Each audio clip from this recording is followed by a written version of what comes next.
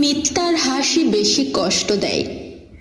কেউ যখন তোমার সামনে দাঁড়িয়ে মিথ্যা বলে, আসলে তখন সে শুধু কথায় প্রতারণা করে না, তার হাসিটাও মিথ্যে, তার আচরণও মিথ্যে, আর তার ভালোবাসাটাও কৃত্রিম হয়ে পড়ে।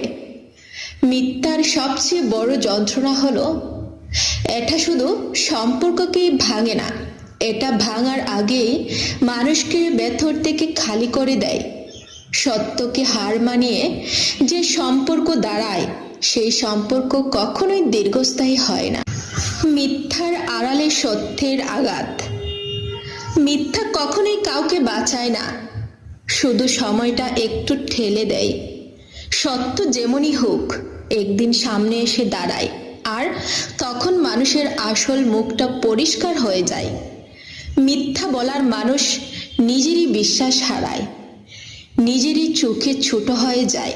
তাই সত্যের পথটা কঠিন হলেও সেটাই শান্তি দেয়, আর মিথ্যার পথ যতই মসৃণ হোক শেষে গহ্বরেই নিয়ে যায়।